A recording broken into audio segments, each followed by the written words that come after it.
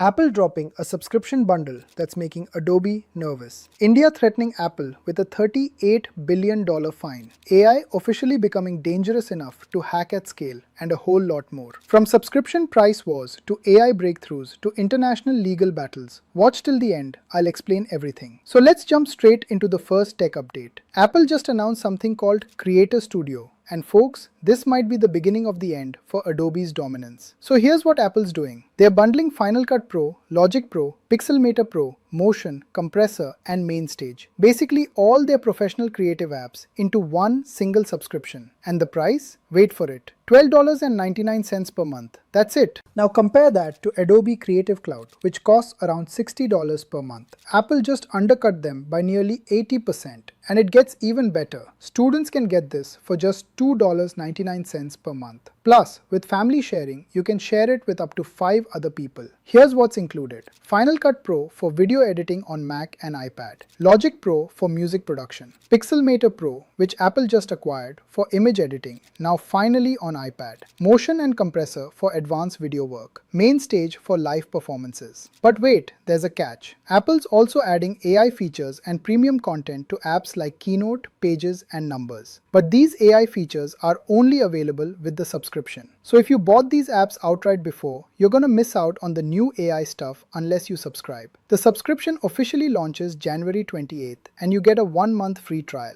Buy a new Mac or iPad, you get 3 months free. Now here's my take on this. On one hand, $12.99 is an incredible price for this much professional software. It's genuinely making high-end creative tools accessible to people who couldn't afford them before. But on the other hand, we're seeing the death of owning software. Everything is becoming a rental model. Apple says you can still buy these apps individually for one-time purchases, but the writing's on the wall. The best features? Those are subscription only now. It's the same playbook everyone's using. Adobe, Microsoft, everyone. You don't own anything anymore, you're just renting access. But I'll be honest, at this price point, it's hard to complain. This could genuinely democratize content creation for millions of people. We'll see if Adobe panics and drops their prices or just ignores this completely. Now let's talk about what might become the most expensive legal battle in tech history. India is threatening to fine Apple up to $38 billion for antitrust violations. Yes, billion with a B. This case has been going on since 2021. India's Competition Commission started investigating Apple's App Store practices after complaints from a group called Together We Fight Society and later joined by Tinder's parent company Match and several Indian startups. The issue? India's regulators say Apple has been abusing its dominant position by forcing developers to use Apple's payment system, which takes up to a 30% cut. Sound familiar? This is the same fight happening worldwide. But here's where it gets wild. In 2023, India changed its competition law to allow fines based on a company's global revenue, not just local revenue. Apple argues this is unconstitutional and grossly unfair. They say penalties should only be based on Indian revenue from the specific unit that broke the rules. To put this in perspective,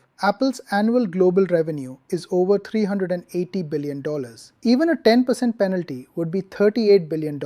That's more than the GDP of many countries. India's Competition Commission is defending their approach, saying it aligns with international practice and ensures penalties actually deter bad behavior from giant multinationals. They argue that if they only used Indian revenue, these fines would be pocket change for companies like Apple. Apple filed a 545-page lawsuit challenging this. The case is scheduled for a hearing on January 27th. And here's the latest update from just today. India issued a final warning to Apple, saying they've been stalling for over a year and they're going to proceed with the case whether Apple cooperates or not. The irony here is insane. While Apple is fighting this massive legal battle, they're also celebrating record sales in India. They just shipped 5 million iPhones in Q3 2025 alone and are expecting to sell 15 million for the year. India is becoming a manufacturing and sales powerhouse for Apple, yet they might get hit with the largest fine in tech history. This case could set a precedent for how multinational tech companies are penalized globally. Every regulator around the world is watching this closely. Alright, this next story is genuinely concerning. We've officially reached what cybersecurity experts are calling an inflection point, where AI has become dangerous enough to conduct real cyber attacks at scale.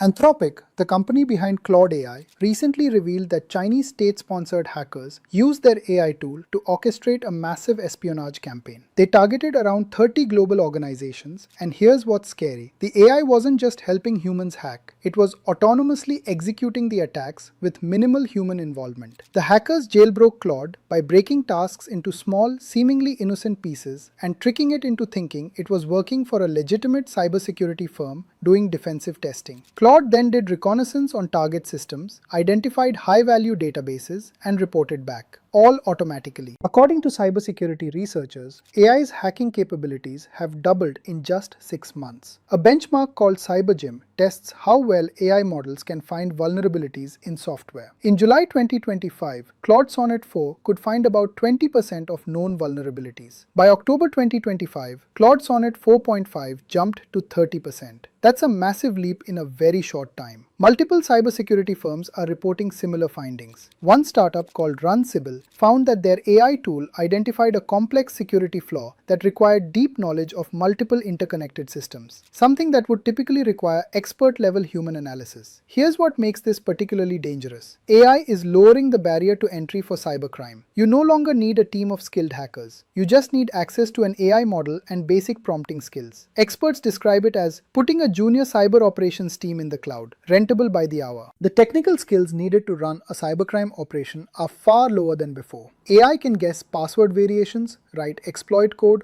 automate phishing at scale, and adapt attack strategies in real time. We're seeing what researchers call the industrialization of cybercrime. Fortinet predicts that by 2027, cybercrime will function at a scale comparable to legitimate global industries. And the Philippines saw a 49% surge in data breaches in Q3 2025, exposing over 52 million credentials in just 3 months. Now here's the double-edged sword. While AI makes hacking easier, it also makes defense easier. 87% of cybersecurity professionals believe AI will enhance their roles rather than replace them. The problem is there's a massive skills gap. 4.7 million cybersecurity jobs are unfilled worldwide, and 48% of organizations say they lack staff with sufficient AI expertise to use these tools effectively. We're in an arms race now. The question isn't whether AI-powered cyber attacks will happen. They're already happening. The question is whether defenders can catch up fast enough before things get really bad. Let's shift gears to something more positive. An AI video startup called Higgsfield just hit a $1.3 billion valuation after raising $80 million in their latest funding round. This is one of the fastest growing AI companies we've seen. Higgsfield was founded in 2023 by Alex Mashrabov, who was formerly the head of generative AI at Snap. The company launched their browser-based product in March 2025, and within weeks, they went from $0 to $10 million in annual recurring revenue. Investors had never seen anything like it. Fast forward to today, and they've hit $200 million in annualized revenue. That's explosive growth in less than a year. Video is the most engaging form of content, but it's always been the most expensive to produce. If Higgsfield can maintain quality while keeping costs this low, they're going to absolutely dominate the short-form video space. Every brand, every creator, every marketer needs video content constantly. This could be huge. Alright, bad news for music lovers. Spotify just announced they're raising prices again. In the US, Estonia, and Latvia, Spotify Premium is going up from $11.99 to $12.99 per month. The change takes effect in February. This is the second price increase in 18 months. Back in July 2024, Spotify raised prices from $10.99 to $11.99. Now it's going up another $1. Spotify says the price increase is necessary to keep delivering a great experience and to support creators. This is frustrating but expected. Every streaming service is doing this. Netflix, YouTube Premium, Apple TV+, Disney+. Everyone's raising prices. The subscription economy is getting expensive. At some point, people are going to start cutting services. We're not there yet, but we're getting close. Also, record labels have been pushing streaming platforms to raise prices, arguing that fees haven't kept up with inflation. So this isn't entirely Spotify's fault. They're getting squeezed from both sides. Bottom line, streaming music just got more expensive. Again. Here's an interesting development. Wikipedia just signed major AI content training deals with Microsoft, Meta, Amazon, Perplexity, and France's Mistral AI. This is the first time Wikipedia is seriously monetizing its content for AI training. The Wikimedia Foundation, which runs Wikipedia, already had a deal with Google from 2022, but now they are expanding to basically every major AI company. Here's why this matters. Wikipedia has 65 million articles across 300 plus languages, and this content is absolutely crucial for training AI models. When you ask ChatGPT or Claude a factual question, there's a good chance the answer was influenced by Wikipedia data. The problem is that AI companies have been scraping Wikipedia for free, which has driven up server costs dramatically. Wikipedia's primary income source is small donations from the public, so these increased costs have been a real burden. These new partnerships mean tech companies will pay for access to Wikipedia's content at the volume and speed they need for AI training, rather than just scraping it for free. Microsoft's corporate vice president Tim Franks said, "Access to high-quality, trustworthy information is at the heart of how we think about the future of AI. Together, we're helping create a sustainable content ecosystem for the AI internet, where contributors are valued." Wikipedia also just appointed Bernadette Meehan, former US ambassador to Chile, as their new CEO, effective January 20th. What I find interesting about this is the shift in Wikipedia's approach. For over 2 decades, Wikipedia has been proudly free and open. Now they're transitioning to a commercial model, at least for AI companies. Individual users can still access everything for free, but if you're a tech giant training AI models, you're gonna have to pay. This could set a precedent for other open knowledge platforms. If Wikipedia can successfully monetize AI training, expect others to follow. Let's talk about what might be China's answer to ChatGPT. Alibaba's Qwen AI app just hit 100 million monthly active users and is rolling out major upgrades that integrate it deeply into daily life. Qwen launched in November 2025 and became the fastest growing AI app globally, hitting 10 million downloads in its first week. It surpassed ChatGPT, Sora, and DeepSeek in initial adoption speed in China. What makes Qwen different? It's not just a chatbot, it's becoming an AI-powered super app. Alibaba is integrating Qwen with basically every service in their ecosystem. Taobao for shopping, Alipay for payments, Fliggy for travel booking, a map for navigation, and even food delivery services. You can now use voice commands to complete entire transactions, order food, book flights, buy products, schedule appointments, all within the AI chat interface without switching apps. The app is powered by Qwen 3, Alibaba's latest foundation model. It offers deep research capabilities, AI-assisted coding, image generation, slide creation, and more. It can generate a full research report and automatically create a polished PowerPoint presentation in seconds. Alibaba announced plans to invest $53 billion over the next 3 years in AI infrastructure, model development, and AI integration across their businesses. One thing I find fascinating, this is classic Chinese tech strategy, building super apps that do everything. WeChat did it first, and now Alibaba wants Qwen to become the AI-powered version of a super app. The big question is whether this model can work outside China. Alibaba says an international version is coming soon, and they want to compete with ChatGPT globally. But Western markets haven't embraced super apps the same way Asian markets have. Still, 100 million users in just 2 months is absolutely massive. This shows Chinese AI companies are moving incredibly fast. This next story is both bizarre and important. In China, several AI chatbot developers have been jailed in what's being called a landmark pornography case, and they are now appealing. The details are limited because Chinese courts don't always publicize these cases. But what we know is that developers created AI chatbots capable of generating explicit sexual content. Under Chinese law, this is considered pornography distribution, which is a serious crime. This case highlights the stark differences in how countries regulate AI content. In the US and Europe, creating AI tools that can generate adult content is controversial, but generally legal within limits. In China, it can land you in prison. Chinese regulators are extremely strict about content moderation. They require all AI services operating in China to undergo government approval, and any AI that can generate harmful content, including violence, pornography, political dissent, or misinformation, faces immediate shutdown and legal consequences for developers. The broader implication here is about AI governance. China is taking a top-down, government-controlled approach. The West is more permissive, but trying to regulate gradually. We are seeing two completely different philosophies play out in real time. It's also worth noting that this level of strict enforcement could push Chinese AI innovation in certain directions. If you can't experiment with edgy or controversial use cases, you're limited in what you can build.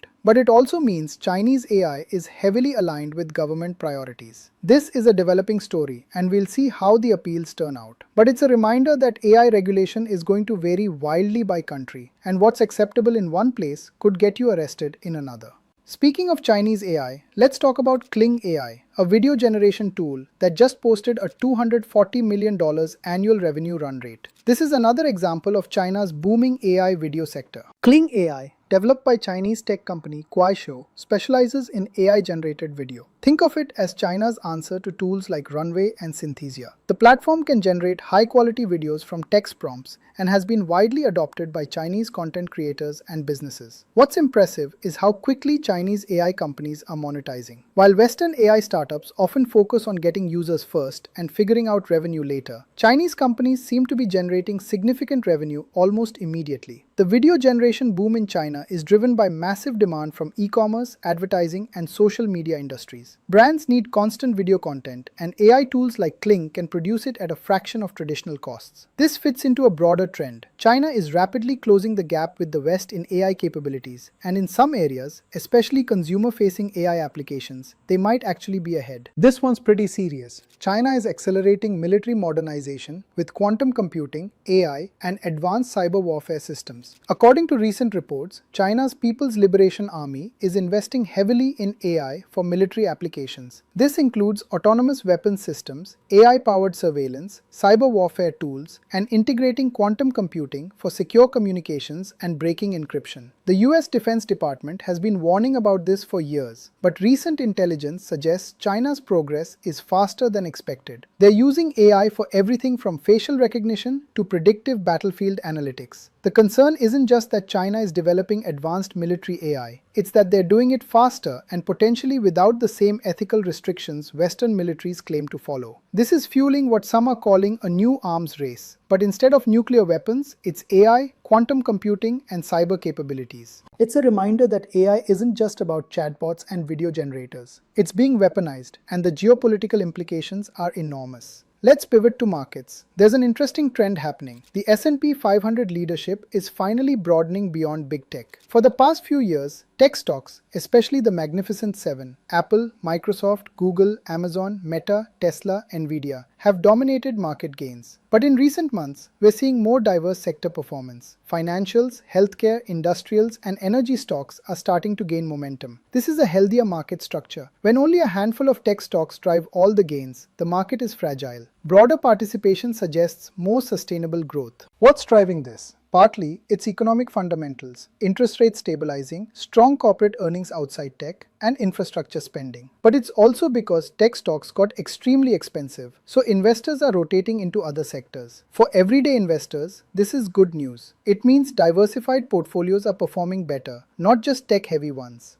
And finally, let's talk about Australia's controversial social media ban for teenagers. In its first month, the ban has affected 4.7 million teen accounts. Australia passed a law requiring social media platforms to verify users' ages and ban anyone under 16 from creating accounts. This is one of the strictest social media regulations globally. The stated goal is to protect teen mental health. Studies have shown links between heavy social media use and anxiety, depression, and poor self-esteem in adolescents. Australian lawmakers argued that social media companies weren't doing enough to protect young users, so they took matters into their own hands. So far, 4.7 million accounts belonging to users under 16 have been flagged or restricted. Platforms like TikTok, Instagram, Facebook, and Snapchat are scrambling to comply, but there's massive controversy. Critics argue this is government overreach and that banning teens from social media doesn't actually solve the underlying problems. They say it might push kids to use VPNs or lie about their ages, making things less safe, not more. Parents are divided. Some support it, others think it's too extreme. The bigger question is whether other countries will follow Australia's lead. The UK and several US states are considering similar measures. My take: I understand the concern about teen mental health. Social media can absolutely be harmful, especially for younger kids. But outright bans feel like a blunt instrument. Better education, better parental controls, and better platform design might be more effective than prohibition. But we'll see how this experiment plays out in Australia. And that's a wrap on today's tech news. Are you excited about Apple Creator Studio or worried about the subscription future? Do you think AI hacking is overhyped or a legitimate threat? Drop your thoughts in the comments below. And don't forget to like, subscribe to the channel, and hit the notification bell so you never miss an update. See you in the next one.